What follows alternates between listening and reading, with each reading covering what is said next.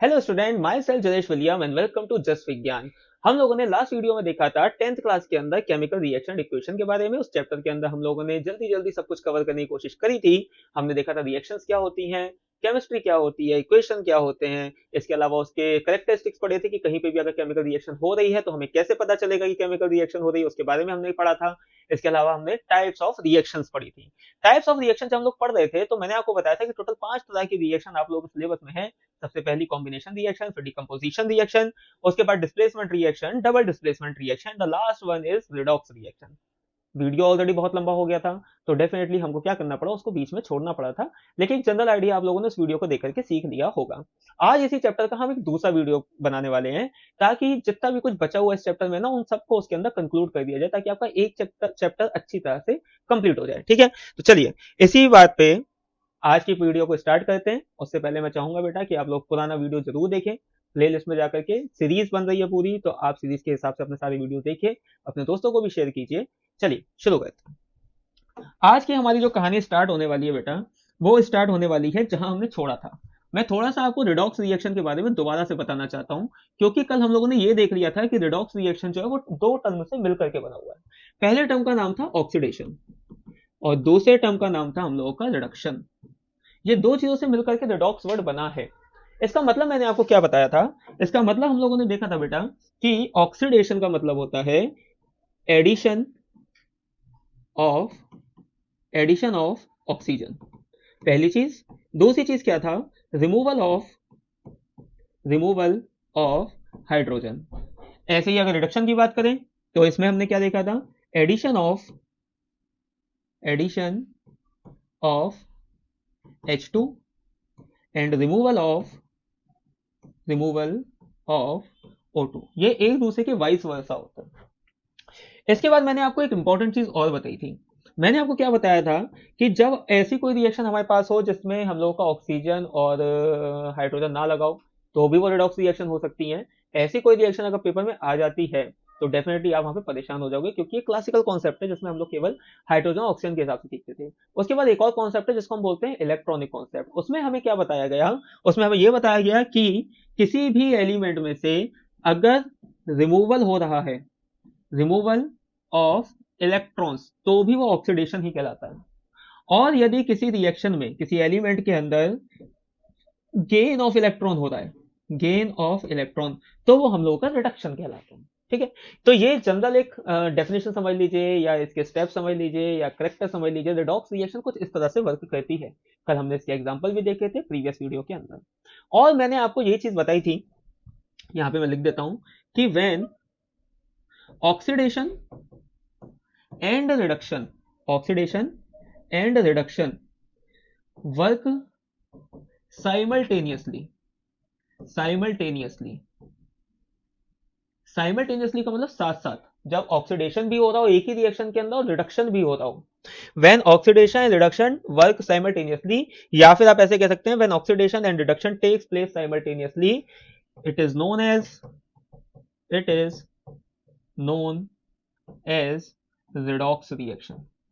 तब जाकर के हम उस रिएक्शन को क्या बोलते हैं बेटा? रिडॉक्स रिएक्शन कहते हैं। ठीक है, देख लीजिए वापस से एक बार। अगर आप कल नहीं लिख पाए हैं प्रीवियस वीडियो में तो आप इसमें से देख करके अपने नोट्स बना सकते हैं। लिखते चलिए साथ के साथ जो मैं आपको समझा रहा हूं। अब इसको यूज करके देखते हैं। देखिए मैं यहां पे एक एग्जांपल ले रहा हूं। मान लीजिए कि मैंने लिया है CuO प्लस, इसके साथ मैंने रिएक्शन कराई H2 की। ये कॉपर ऑक्साइड है, ये हाइड्रोजन है, इसके साथ मैंने रिएक्शन कराई। अब जैसे मैंने इसकी रिएक्शन कराई तो मुझे प्रोडक्ट साइड पे क्या मिला है? Copper plus H2O। अब जरा इस रिएक्शन को ध्यान से अगर आप देखें तो यहाँ पे दो तरह की चीजें हो रही हैं। इसमें ऑक्सीडेशन भी हो रहा है, रिडक्शन भी हो रहा है। कैसे पता चलेगा? देखिए जरा, इधर देखिए, यहाँ पे कॉपर और प्रोडक्ट साइड के कॉपर पे सबसे पहले एक एरो बनाइए, फिर रिएक्टेंट साइड का हाइड्रोजन और प्रोडक्ट साइड के हाइड्रोजन पे एक एरो बनाइए, सेम एलिमेंट पे। अब इन दोनों कॉपर में अगर आप देख पा रहे हो तो एक चीज की कमी है। क्या कमी है? कि जहां पे हम लोगों का रिएक्टेंट है उस कॉपर के साथ साथ इसमें ऑक्सीजन जुड़ा हुआ था, लेकिन जैसे ही प्रोडक्ट साइड के हम कॉपर को देख रहे हैं तो इसके अंदर ऑक्सीजन नहीं है, यानी ऑक्सीजन रिमूव हो गया। तो कॉपर ऑक्साइड में से ऑक्सीजन निकला, रिमूव हुआ, तब जाकर के कॉपर मिला हमको सॉलिड फॉर्म में। तो इसका मतलब यहाँ ये जो स्टेप लिखा हुआ है, ये जो एरो बना हुआ है, इसमें क्या हुआ है, ऑक्सीजन का रिमूवल हुआ। ऑक्सीजन का रिमूवल हुआ, इसका मतलब इस स्टेप में CuO का हो क्या हुआ है बेटा, ऑक्सीडेशन हुआ, सॉरी रिमूवल हुआ है। इसका मतलब इसको हम क्या बोलेंगे, इसको हम बोलेंगे कि इसका हुआ है रिडक्शन, क्योंकि ऑक्सीजन रिमूव हो गया। अब H2 की तरफ देखिए, यहां पे जो रिएक्टेंट साइड का H2 है और प्रोडक्ट साइड का H2 है, इसमें भी एक अंतर है। रिएक्टेंट के साइड पे H2 में कोई ऑक्सीजन नहीं लगा था, केवल हाइड्रोजन था। अब यहाँ पे इसमें ऑक्सीजन जुड़ा हुआ दिख रहा है आपको। तो अगर ऑक्सीजन ऐड होता है किसी भी चीज के अंदर, तो उसको हम लोग क्या बोलते हैं, उसको हम बोलते हैं बेटा ऑक्सीडेशन। तो यहाँ पे ऑक्सीडेशन भी हो रहा है हाइड्रोजन का, और कॉपर ऑक्साइड का रिडक्शन हो रहा है। ऑक्सीडेशन रिडक्शन दोनों साथ साथ हो रहे हैं, इसका मतलब ये पूरा का पूरा इक्वेशन हम लोगों की किस तरह की रिएक्शन कहलाएगी बेटा, इसको हम बोलते हैं रिडॉक्स रिएक्शन। क्या बोलते हैं इसको हम लोग, रिडॉक्स रिएक्शन कहते हैं। आ रही बात समझ में आपके? दोबारा देखिए एक और एग्जांपल। मान लीजिए मेरे पास है ZnO, इसके साथ मैं रिएक्शन करी कार्बन की, और यहां पे मुझको मिला Zn प्लस CO। चलिए 1 मिनट का समय, आगे 30 सेकंड का समय आपके पास, फटाफट से पॉज करिए वीडियो को, सॉल्व करने की कोशिश करिए। 2 एरो बनाने हैं आपको, जिंक से जिंक की तरफ, कार्बन से कार्बन की तरफ, फिर बताइए किसका ऑक्सीडेशन हुआ, किसका रिडक्शन हुआ।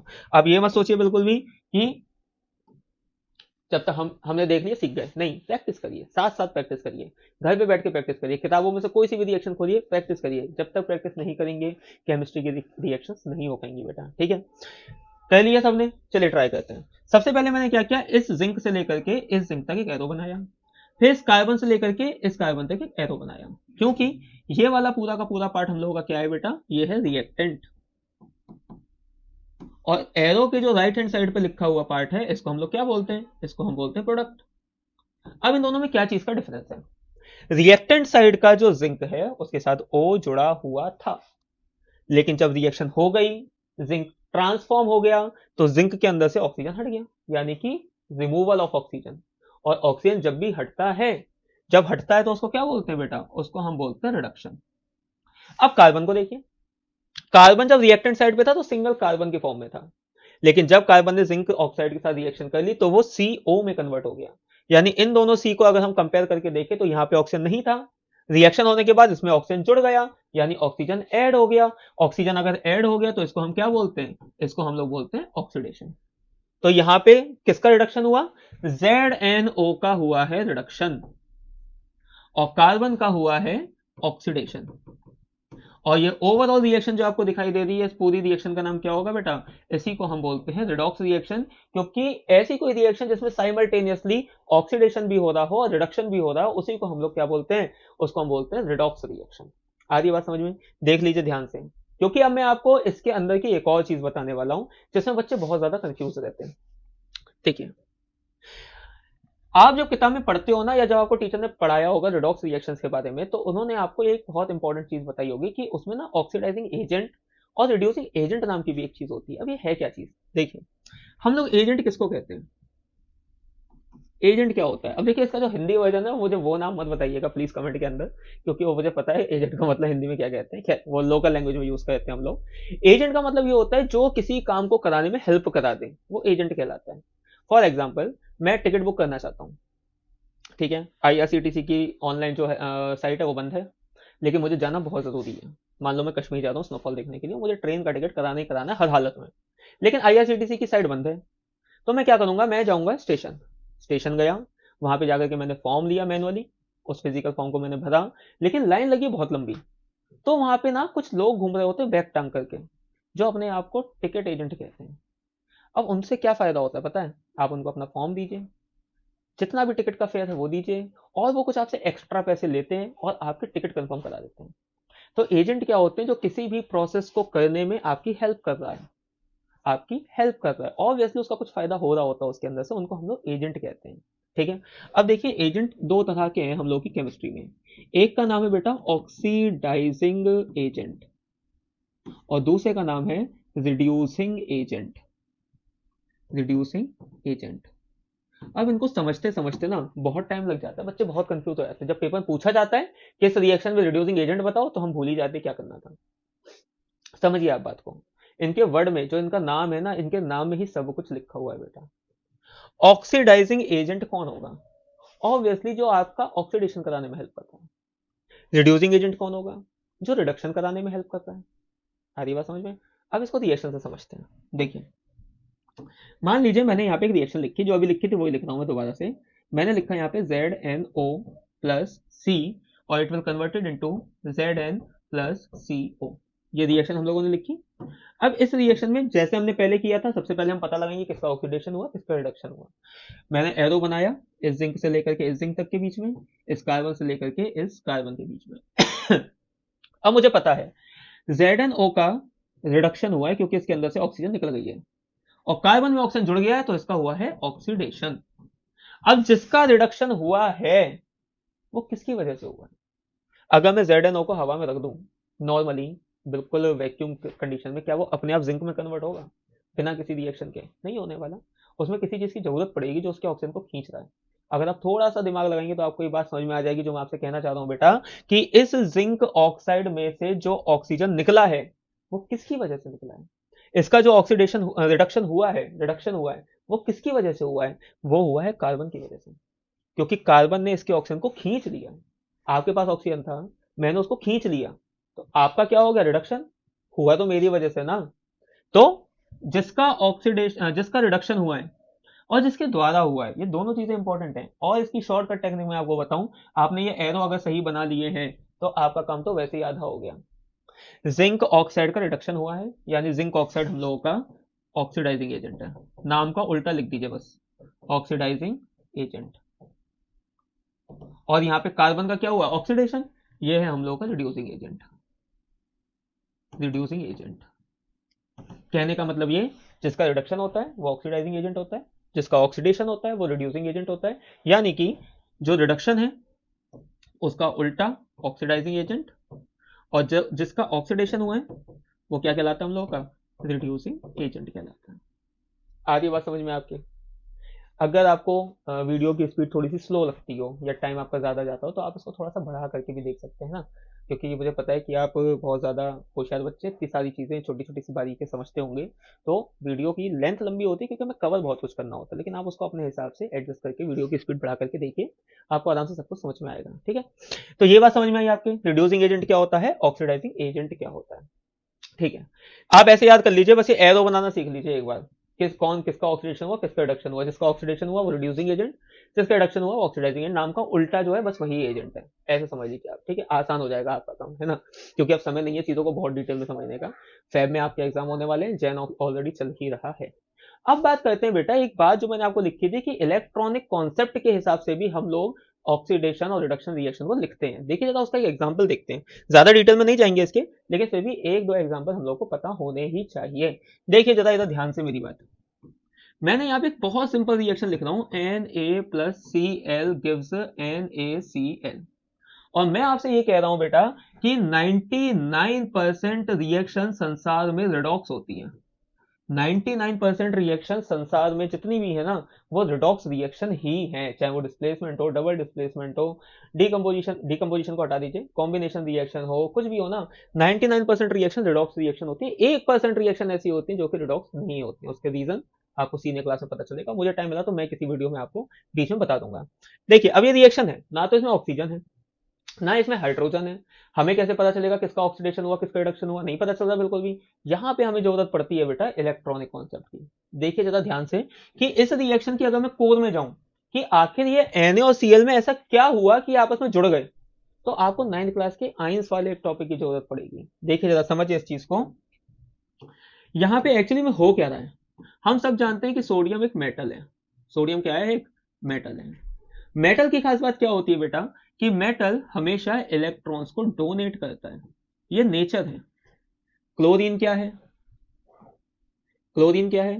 क्लोरीन एक नॉन मेटल है, और नॉन मेटल का काम क्या होता है कि वो हमेशा इलेक्ट्रॉन को गेन करता है।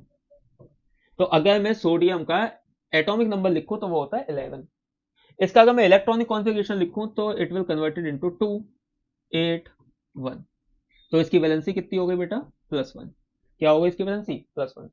यानी सोडियम अभी जो है ना वो अपनी स्टेबल स्टेट में नहीं है। हमको सब पता ऑक्टेट रूल के हिसाब से, कि ऑक्टेट रूल के हिसाब से हर एलिमेंट के लास्ट शेल के अंदर या तो 2 होना चाहिए जो उसका फर्स्ट शेल है, या फिर 8 होना चाहिए। लेकिन इसके सोडियम के लास्ट शेल में कितने इलेक्ट्रॉन आ रहे हैं? एक। तो डेफिनेटली सोडियम का नेचर क्या है कि वो कहीं भी उसे मौका मिलेगा ना, वो अपना एक इलेक्ट्रॉन डोनेट करने की कोशिश करेगा। तो यहाँ पे इस रिएक्शन में यही हो रहा है। क्या हो रहा है कि सोडियम के पास जो 11 इलेक्ट्रॉन थे वो उनमें से एक इलेक्ट्रॉन को डोनेट करने की कोशिश कर रहा है। जैसे ही वो अपना एक इलेक्ट्रॉन डोनेट कर देगा तो सोडियम के ऊपर कौन सा चार्ज आ जाएगा बेटा? प्लस। क्योंकि ये इस बात हम बहुत अच्छे से जानते हैं कि जब भी इलेक्ट्रॉन डोनेट किए जाते हैं तो उससे कैट आयन बनता है। क्या बनता है? Cat ion. कैट आयन का मतलब जिसके ऊपर कौन सा चार्ज होता है बेटा? प्लस।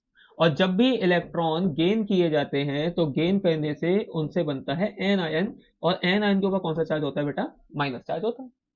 तो सोडियम ने अपना एक इलेक्ट्रॉन डोनेट किया, डोनेट करने से क्या बन गया? ये N A positive cation में कन्वर्ट हो गया। और क्या चीज इसके अंदर से निकली? जो एक इलेक्ट्रॉन इसने डोनेट किया था। अब बात करते हैं सीएल की। सीएल का नेचर क्या है? सीएल मैंने आपको बताया कि सीएल एक नॉन मेटल है, वो हमेशा इलेक्ट्रॉन को गेन करने की कोशिश करेगी, क्योंकि क्लोरीन का एटॉमिक नंबर होता है 17। इस 17 को अगर आप तोड़ें तो 2 8 7, या तो इसमें से 7 इलेक्ट्रॉन निकालिए या फिर कहीं से इसको एक इलेक्ट्रॉन प्रोवाइड करवा दीजिए। तो आसान क्या है, केमिस्ट्री में हम लोग हमेशा छोटे नंबर को प्रेफरेंस देते हैं, छोटे नंबर को। तो 7 इज अ लार्ज नंबर, एक इलेक्ट्रॉन का movement is a small number, एक इलेक्ट्रॉन को क्या कर लेता है? गेन करेगा। तो जो इलेक्ट्रॉन सोडियम ने रिलीज किया था, क्लोरीन उस एक इलेक्ट्रॉन को गेन कर लेगा, और गेन कर लेगा तो काय में कन्वर्ट हो जाएगा? ये सीएल नेगेटिव में कन्वर्ट हो जाएगा। तो यहां पे बना कैट आयन, यहां पे बना एन आयन। अब इन दोनों स्टेप में देखें तो एक जोर की चीज आपको दिखाई देगी। क्या दिखाई देगा बेटा हम लोगों को? यहाँ पे हमें यहाँ पे दिखाई देगा कि इसमें इलेक्ट्रॉन रिमूव हुआ। इलेक्ट्रॉन रिमूव हुआ, इसका मतलब ये स्टेप हुआ हम लोगों का ऑक्सीडेशन। और यहां पे इलेक्ट्रॉन गेन किया है क्लोरीन ने, तो ये स्टेप क्या हुआ हम लोगों का? इलेक्ट्रॉन की गेनिंग को हम क्या बोलते हैं? रिडक्शन। और जब ये रिएक्शन पूरी कंप्लीट हो गई तो कंप्लीट होने से क्या बना हम लोगों का? Na+Cl gives NaCl। तो ये रिएक्शन कैसी कहलाएगी हम लोगों की? रिडॉक्स रिएक्शन कहलाएगी। क्या कहलाएगी बेटा? रिडॉक्स रिएक्शन कहलाएगी। ये electronic concept of redox reaction है। लिख देता हूं मैं यहाँ पे ताकि आपको याद रहे। इसको हम बोलते हैं बेटा electronic concept, electronic concept of redox. ये रिडॉक्स का इलेक्ट्रॉनिक कॉन्सेप्ट है, जिसके बारे में डेफिनेटली आपको थोड़ा आइडिया तो होना ही चाहिए, क्योंकि कई बार ऐसा होता है कि बोर्ड के पेपर में ऐसे क्वेश्चन आ जाते हैं जिसमें ऑक्सीजन और हाइड्रोजन नहीं होता, और आपसे पूछ लिया जाता है कि किसका ऑक्सीडेशन हुआ, किसका रिडक्शन हुआ। सिंपल सी बात है, हमें यहाँ से पता चल गया ना। अब यहाँ पे एरो बनाना बहुत आसान हो जाएगा। क्या एरो बनाना है कि यहाँ पे सोडियम और इस सोडियम में क्या अंतर है? एक इलेक्ट्रॉन निकला था, यानी कि सोडियम का क्या हुआ है? ऑक्सीडेशन। और क्लोरीन का क्या हुआ है? रिडक्शन। तो फिर एजेंट अगर पूछा जाए तो सोडियम क्या होगा यहाँ पे? Reducing agent. और क्लोरीन क्या होगा यहाँ पे बेटा? Oxidising agent. पहचानना आसान हो गया। तो ये कहलाता हम लोग का electronic concept of redox reaction, जिसके बारे में आप लोग को डेफिनेटली पता होना चाहिए। ठीक है, आराम से इसका स्क्रीनशॉट ले लीजिए ताकि आप उसको कॉपी में लिख सकें, और इसकी घर में प्रैक्टिस करिए। मैं आपको एक रिएक्शन दे देता हूँ, आप इस रिएक्शन को सॉल्व करके देखिएगा। ठीक है, मैं यहाँ पे लिख देता हूँ Mg+Cl2 गिव्स MgCl2। आप इसका इलेक्ट्रॉनिक कॉन्सेप्ट लिखिएगा रिडॉक्स रिएक्शन का। और बता देता हूं मैं आपको, एक minute. Fe+CuSO4 gives FeSO4+Cu। Same चीजें घर पे प्रैक्टिस करिए। इन दोनों की जो भी आंसर आता है ना, आप कमेंट में बताइए। और जो बच्चे मेरे से पर्सनली ताल्लुक रखते हैं, मैं चाहूंगा कि वो लोग अगर ये वीडियो देख रहे हैं तो आपके मैसेजेस मेरे पास इंस्टाग्राम पे, या फिर हमारे जो मेरा व्हाट्सएप नंबर कुछ पर्सनल बच्चों के पास है, आप उस पर भेज सकते हैं। आप चाहें तो हमारे इंस्टाग्राम पे लेटेस्ट वीडियोस को देखने के लिए, लेटेस्ट न्यूज़ को देखने के लिए हमारे इंस्टाग्राम का चैनल विज्ञान जंक्शन को फॉलो कर सकते हैं। ठीक है, चलिए आगे चलते हैं। आप बात करते हैं एक और इम्पोर्टेंट टॉपिक के बारे में। जो बच्चों की ना, ये समझ लीजिए कि 10th के बच्चों को ना बहुत सारी जगहों पे ऐसा है बेटा कि उनको फॉर्मूले लिखने नहीं आते। और जब आपको फॉर्मूले लिखने नहीं आते तो डेफिनेटली हम लोग उनकी रिएक्शन को बैलेंस कैसे कर लेंगे? टॉपिक हम लोगों का है बैलेंसिंग ऑफ इक्वेशन, लेकिन मैं चाहूंगा आप 2 मिनट या 3 मिनट निकाल करके, 5 मिनट निकाल करके मेरी इस बात को समझिए कि आपको फॉर्मूले लिखने आने चाहिए। अब फॉर्मूले कैसे लिखे जाते हैं? केमिस्ट्री के अंदर सारी कहानी किसकी है? कल भी मैं आप लोगों को बात बता रहा था बेटा कि केमिस्ट्री के अंदर सबसे ज्यादा इंपॉर्टेंट चीज है हम लोगों के फॉर्मूलेज, फॉर्मूला। क्योंकि जब हम कंपाउंड की रिएक्शन करेंगे, किसी के साथ एलिमेंट की रिएक्शन करेंगे, तो हमें सिंबल पता होने चाहिए ना। बिना सिंबल के कैसे कर लेंगे? अब एलिमेंट के तो सिंबल होते हैं, लेकिन जब वो मॉलिक्यूल और कंपाउंड बन जाता है तो उसका एक स्पेसिफिक वैलेंसी के हिसाब से चीजें जुड़ जाती हैं। वैलेंसी का मतलब क्या है, 9th क्लास में आप लोगों ने सीखा होगा, the combining power of element, the combining power of element, the combining power of element. लेकिन वैलेंसी निकालनी नहीं आती। दो तरीके निकालने के, या तो आप उसका इलेक्ट्रॉनिक कॉन्फ़िगरेशन लिखिए, या फिर जो चीज मैं आपको बता रहा हूँ उसको फॉलो करिए। जब भी हम पीरियोडिक टेबल की बात करते हैं ना बेटा, पीरियोडिक टेबल की बात करते हैं, एक मिनट रुकिए जरा, मैं यहाँ पे एक मिनट चेक कर लेता हूँ।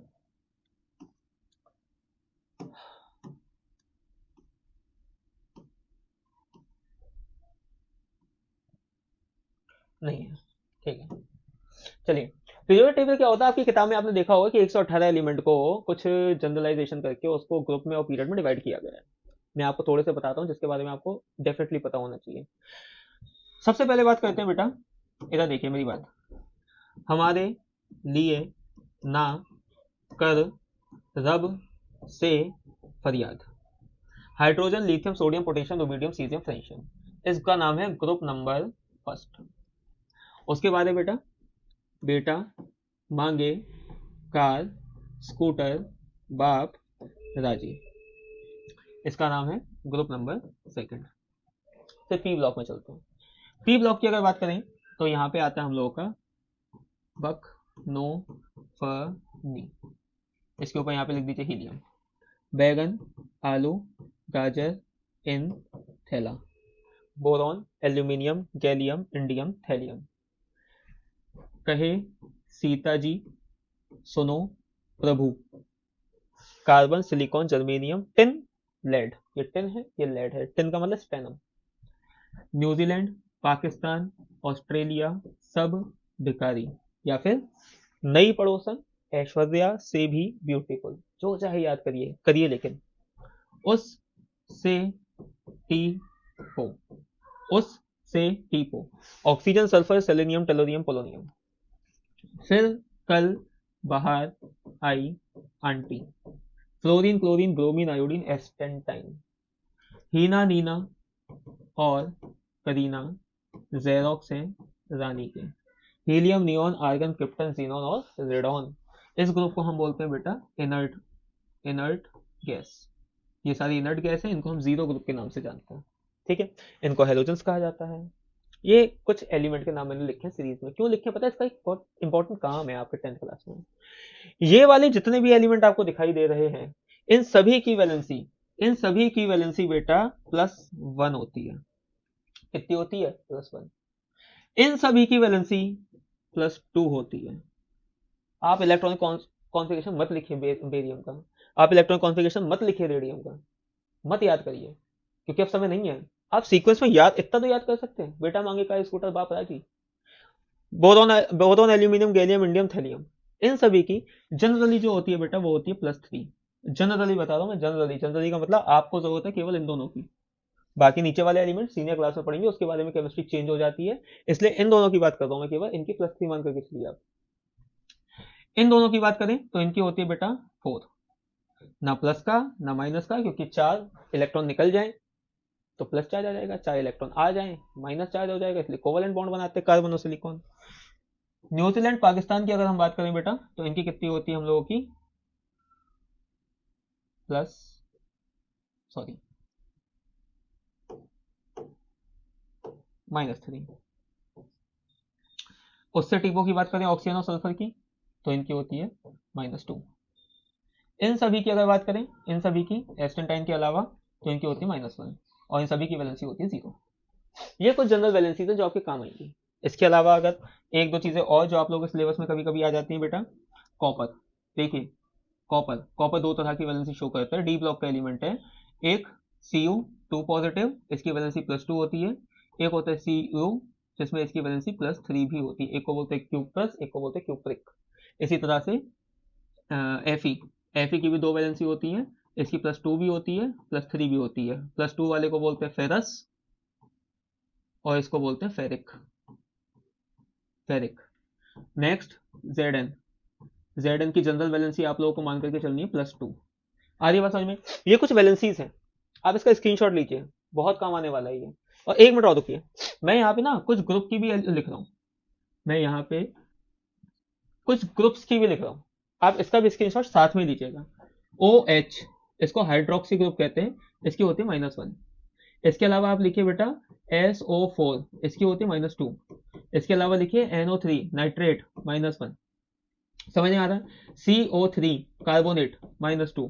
एटलीस्ट इतनी चार ये ग्रुप की वैलेंसी है, इनको भी याद करिए क्योंकि इनसे बहुत फॉर्मूले बनने वाले हैं आपको। आ रही है बात समझ में? फटाफट से एक स्क्रीनशॉट लीजिए सभी वैलेंसीज का तब हम फॉर्मूले बनाने देखेंगे, ठीक है? चले आगे चले, चलिए नेक्स्ट। अब मैंने क्या किया, एक जिंक लिया, ठीक है, और इसके साथ मैं रिएक्शन कराना चाहता हूं क्लोरीन की, और मैं जानना चाहता हूं कि जिंक और क्लोरीन जब मिलते हैं तो इससे क्या बनता है। क्या इससे ZnCl बनेगा या कुछ और बनेगा? सही फॉर्मूला क्या होगा जिंक क्लोराइड का? सही फॉर्मूला हम लोगों की वैलेंसी से पता चलेगा। देखिए जरा वापस चल के एक बार देखते हैं। जिंक की वैलेंसी मैंने कितनी लिखी है, +2। क्लोरीन की वैलेंसी मैंने कितनी बताई है आपको, -1। ये लिखा है, +2 जिंक की है, -1 क्लोरीन की है। देखिए तो जिंक के नीचे मैं यहाँ पे लिख देता हूँ, जिंक के नीचे मैंने यहाँ पे लिखा है इसकी वैलेंसी +2, Cl की वैलेंसी -1। तो Cl लेंगे हम 2 और जिंक लेंगे हम 1, तो सही चीज क्या बनेगी हम लोगों की, ZnCl2। ये हुआ बेटा सही फॉर्मूला। ये क्या हुआ, ये हुआ सही फॉर्मूला। और देखिए मेरे को एल्यूमिनियम के साथ रिएक्शन करानी है क्लोरीन की, क्या बनेगा, क्या AlCl बनेगा? नहीं, वैलेंसी देखनी पड़ेगी। वैलेंसी कैसे देखेंगे, पीछे जाके चेक करेंगे फटाफट से। एल्युमिनियम कहाँ लिखा हुआ है, एल्युमिनियम लिखा है बैगन आलू गाजर में। आलू, आलू की कितनी होती है, +3 होती है। क्लोरीन की कितनी होती है, -1 होती है। वापस जाएंगे इसके नीचे लिख देंगे बेटा, ये है +3, ये है -1, ये लिए जाएंगे 3, ये लिया जाएगा 1, क्या बन जाएगा, ये बन जाएगा आपका AlCl3। अब सही फॉर्मूला आ रही है बात समझ में आपके? फॉर्मूला लिखना हम लोगों को, कैल्शियम कार्बोनेट का, कैल्शियम कार्बोनेट का, कैल्शियम का सिंबल हमें पता है Ca, कार्बोनेट का सिंबल हम लोगों को पता है CO3। कितने जुड़ेंगे, क्या वैलेंसी है, Ca की वैलेंसी +2, CO3 की वैलेंसी -2, दोनों को जोड़ दीजिए CaCO3, या तो 2 और 2 लिखिए, दोनों से काट दीजिएगा सेम सेम है तो जनरल फॉर्मूला क्या बना हम लोगों के पास, CaCO3। ये सही फॉर्मूला है। वैलेंसी की जरूरत हम लोगों को पड़ती है एक सही फॉर्मूला लिखने की कंपाउंड की, क्योंकि जब तक सही फॉर्मूला नहीं लिख पाओगे बेटा आप इक्वेशन को बैलेंस कैसे करोगे, आप क्वेश्चन कैसे सॉल्व करोगे? तो पहले फॉर्मूले बनाने सीखिए, इसमें कोई शर्माने की बात नहीं है कि हम 10th में आ गए हमें नहीं आता। हम इसी वजह से क्लास में जब मैं पढ़ाने जाता हूँ कभी कभी, तो मैं वहां पे जाके देखता हूँ कि कुछ बच्चों को आता है और जिनको नहीं आता ना वो पीछे बैठे रहते हैं, चुपचाप सुनते रहते हैं, लेकिन उनको नहीं आया समझ में। कोई बात नहीं, आपने कोई पाप थोड़ी ना कर दिया, मेरी भी समझ में नहीं आती बहुत सारी चीजें पहली बार में, लेकिन सीख तो सकते हैं, कोशिश तो कर सकते हैं। जब जागो बेटा तभी सवेरा होता है, अभी समय है, समय है तो आप सीखिए, फॉर्मूले बनाने सीखिए।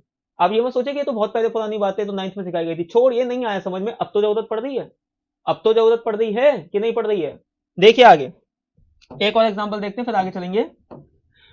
मुझे लिखना है बेटा मैग्नीशियम सल्फेट का फॉर्मूला, मैग्नीशियम सल्फेट। सही फॉर्मूला जानना चाहता हूं मैं इसका। सबसे पहले क्या करेंगे, सिंबल मैग्नीशियम का Mg, सल्फेट का SO4। मैग्नीशियम की वैलेंसी +2, सल्फेट की वैलेंसी -2, ये भी 2 लिया जाएगा, ये भी 2 लिया जाएगा, क्या बन जाएगा, Mg2 SO4 2, 2 से 2 कैंसिल। सही फॉर्मूला क्या बचा, MgSO4। आ रही बात समझ में आपके, आ रही बात समझ में आपके?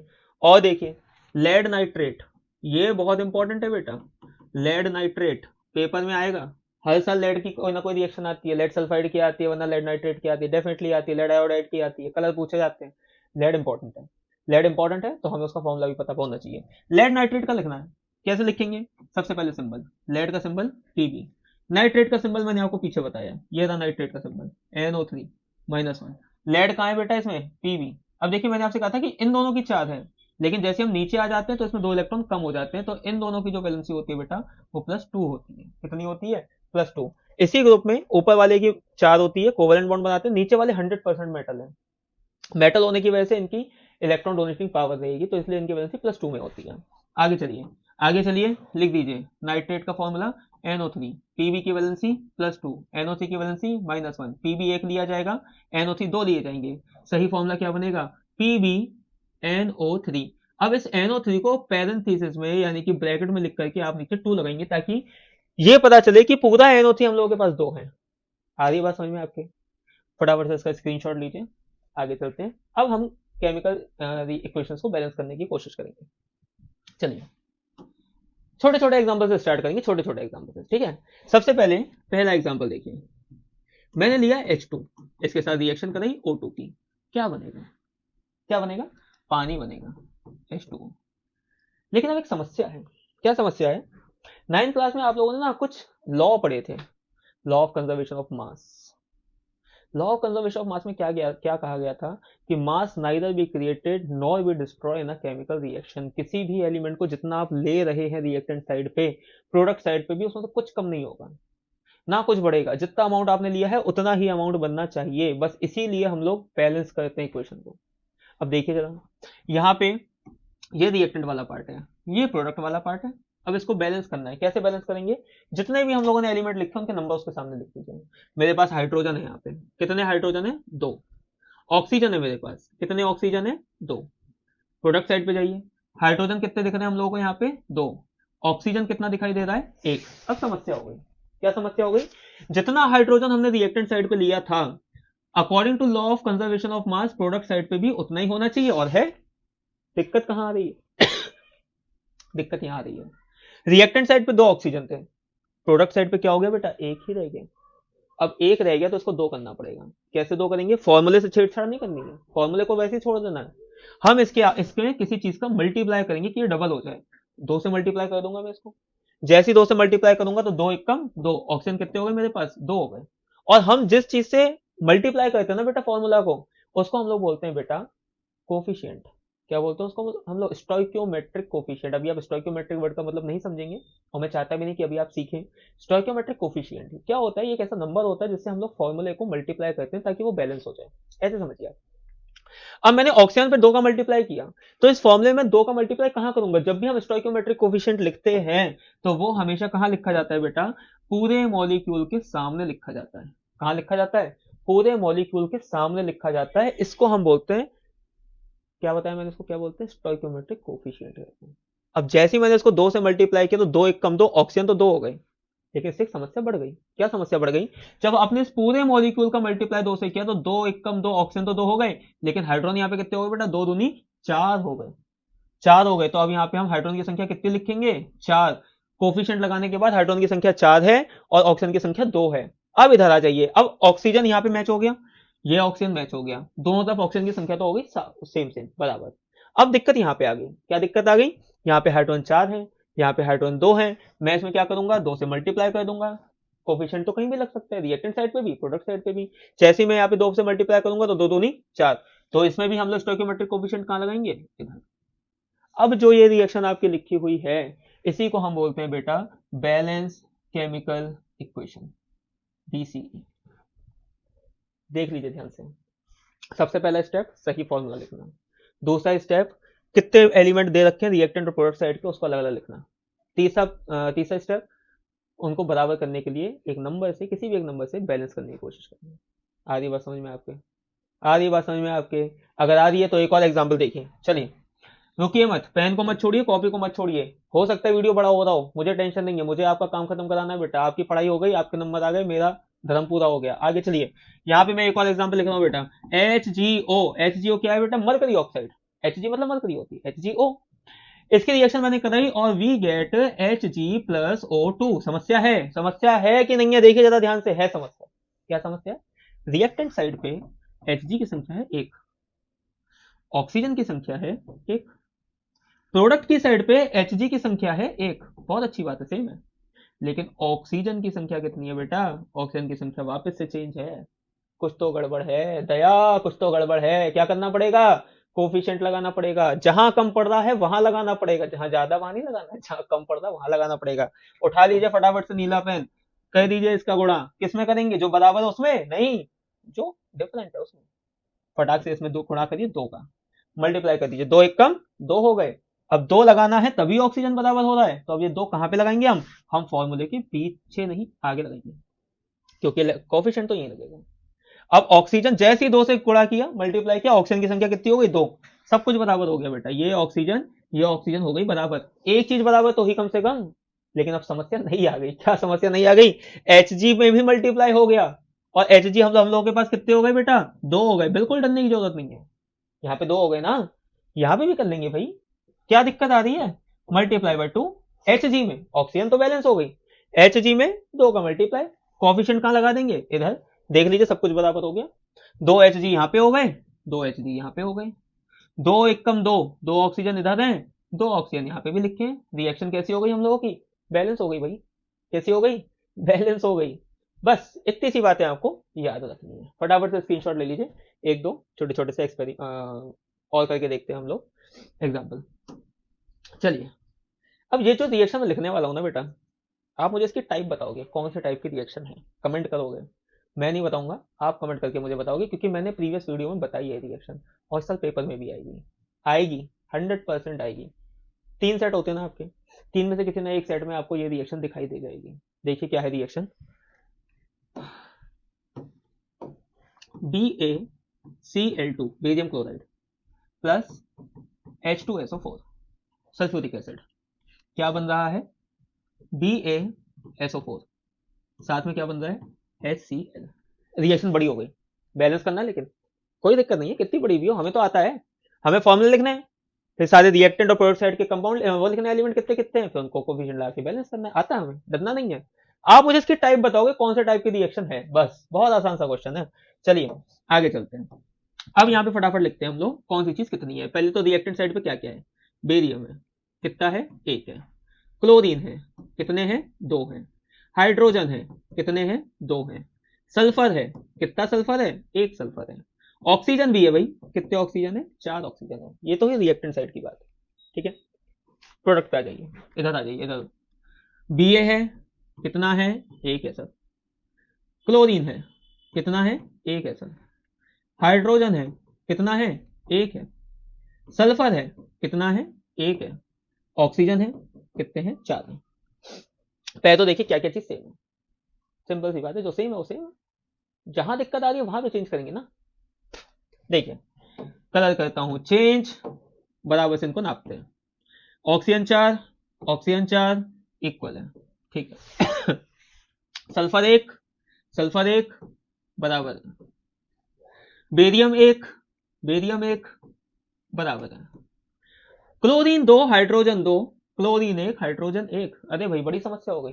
बड़ी समस्या है क्या? कोई बड़ी समस्या नहीं है बेटा। इधर डबल है, उधर आधा है, दोनों में क्या कर देंगे? Multiply by 2। क्लोरीन भी कितने हो जाएंगे? 2। Cl भी कितने हो जाएंगे? 2। और ये दोनों इकट्ठे तो लिखे यहाँ पे HCl। मुझे केवल क्या करना है? यहाँ पे 2 लिख देना है।